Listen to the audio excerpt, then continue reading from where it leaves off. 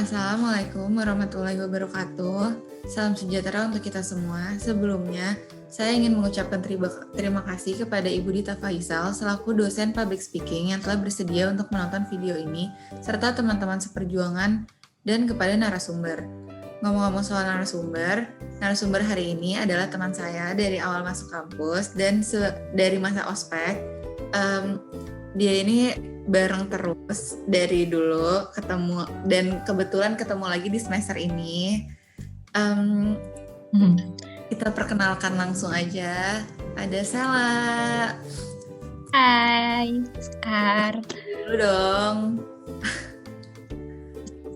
Tami, sama kita dari awal udah kenal dari zaman ospek sampai sekarang. Terus ketemu lagi baru semester ini ya. Kemarin beda kelas. Gimana Sel kabarnya selama karantin pandemi ini? Kemarin keluarga aku sempat ada yang COVID, tapi semua udah baik aja. Udah pada negatif semua. Alhamdulillah, ya udah sehat-sehat ya. Sekar gimana? Alhamdulillah baik dong. Harus baik, harus sehat. Sekarang apa Sel? Ya sibuk. Ya udah kayak gini-gini aja, kuliah, ngerjain tugas, terus lagi suka baca buku sama nonton film sih. Kalau sekarang lagi sibuk apa? Ya, aku palingan kuliah doang sih, palingan sambil masak. Suka masak ya?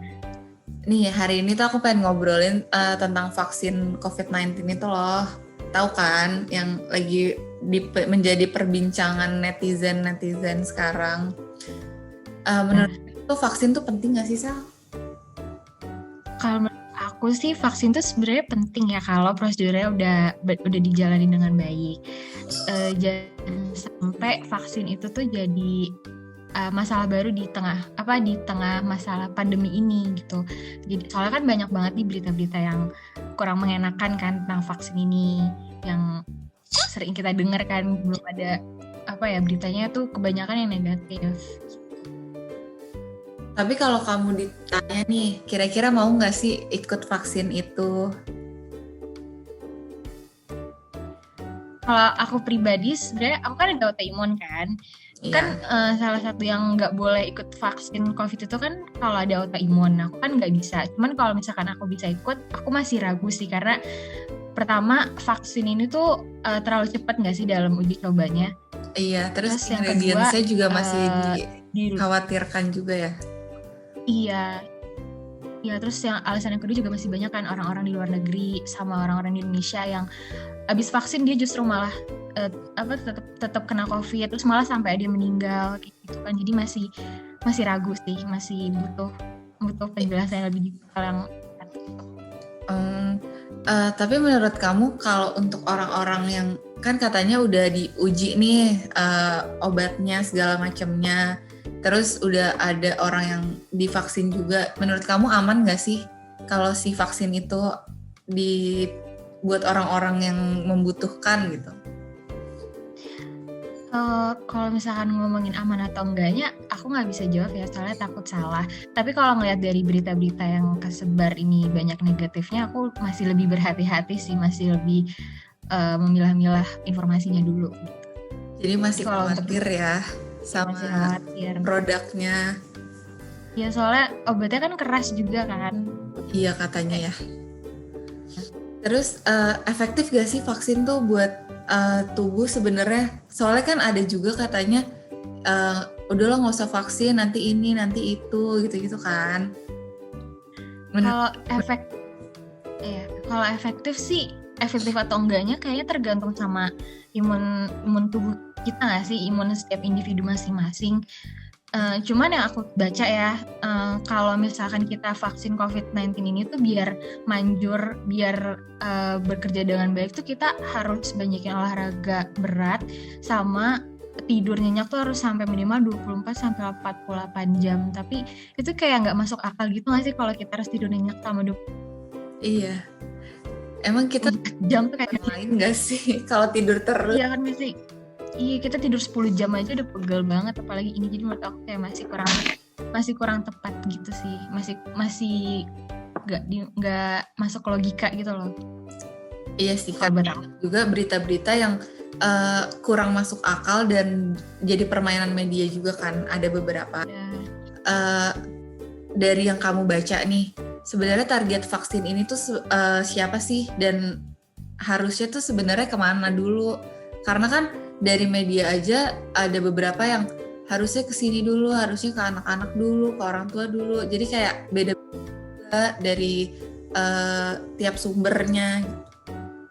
Kalau menurut aku pribadi sih target utamanya itu yang paling penting ya tenaga medis dulu sama rakyat-rakyat yang menengah ke bawah yang emang nggak mampu bayar buat vaksin.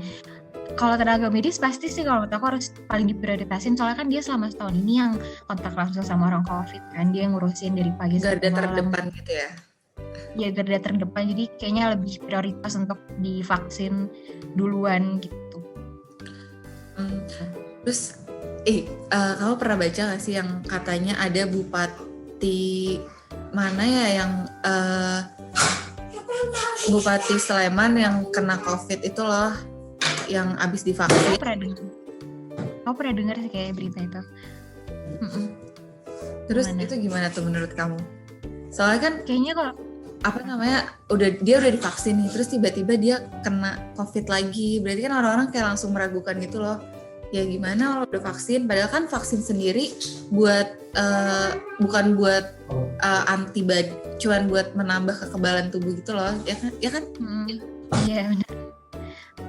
Kalau menurut aku sih ini ya mungkin kekebalan tubuhnya dia emang lagi nggak stabil atau emang lagi rendah, jadi lemah yang akhirnya mengakibatkan dia kena COVID lagi. Jadi sebenarnya sih menurut aku emang balik ke kita sendiri lagi sih, diri kita mau jaga tubuh kita buat tetap sehat atau enggak, karena kan obat itu kan juga yang respon kita, jadi respon kan tubuh kita, jadi emang balik ke diri kita sendiri sih, kita harus tetap jaga kesehatan kayak gitu.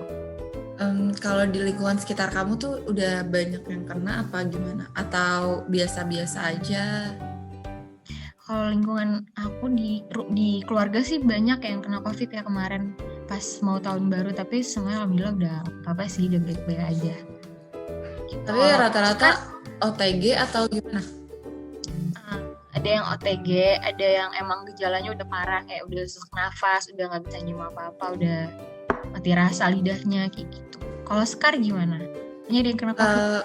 Kebetulan di dekat rumahku ya lumayan aman sih, tapi teman-teman aku ada beberapa yang kena karena keluarganya juga, karena segala ketularan dari orang tuanya lah, kan ada orang tuanya yang masih kerja, terus ada yang ketularan dari temennya segala macam. Tapi ya sebenarnya cuman butuh apa sih, kayak ya udah yang penting lo sehat, minum vitamin yang benar, ya nggak sih? Terus kita harus rutin jaga kesehatan sih.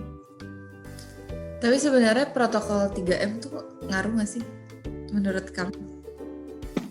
Ngaruh sih, asalkan kita mematuhi, karena emang ngaruh kan. Kalau kita cuci tangan terus kan emang buat kebersihan juga, pakai masker kan juga buat bukan buat diri kita juga kan, buat semua orang, apalagi kalau kita lagi sakit kan. Iya sih.